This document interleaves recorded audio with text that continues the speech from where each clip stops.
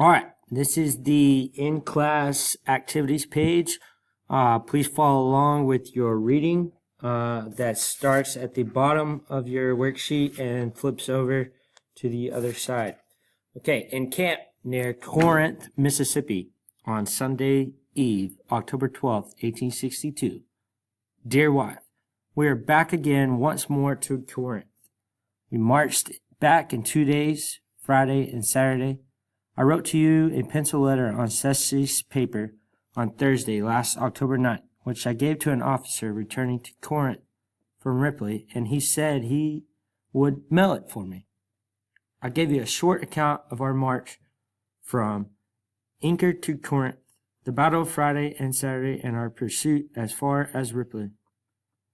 I have been fairly initiated in the art of war.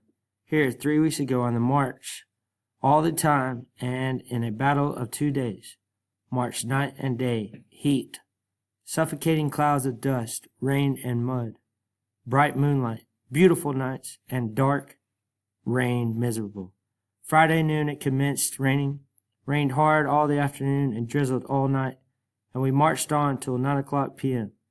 I could not see the horse ahead of me, or the man trudging along at my side in rain and mud. We camped on the banks of the Hatchie River. No tents, low bottom land, we soldiers wet and miserable, our trains behind, nothing to eat, and did not expect them to come in, but they did.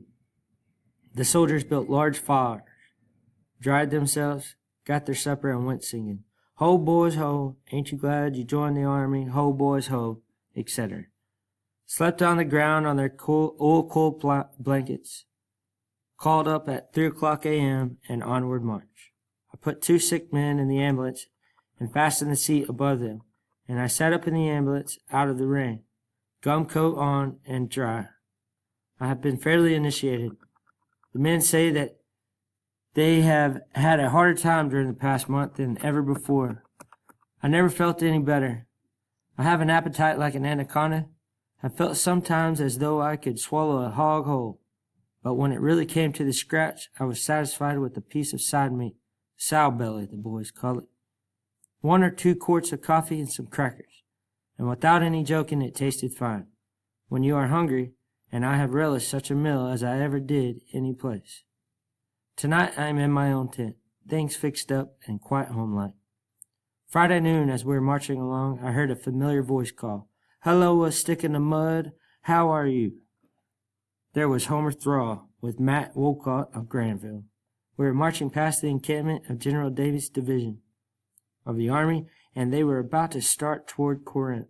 I could only stop a moment then, or among the multiplicity of regiments, lose my own. As it was, the 13th was a mile ahead and just stopping for dinner when I overtook them. Saul rode back, and Homer came on with me and took dinner with me that day. We had sweet potatoes, coffee, crackers, and molasses. A first-rate dinner. Homer looks well, though, brown and thinner than he used to be. He looked as dirty and hard as any paddywhack, and he told me that if he was half as dirty as I was, he would be ashamed of himself. He is now Lieutenant Colonel of the 22 Ohio, the regiment, formerly the 13th Missouri, and is said to be a number 1 officer. There was no closing to this letter. All right, what I want you to do now is I want you to answer these 3 questions on your worksheet. When you are done, go ahead and exit out of the in-class activities page and go to your exit ticket.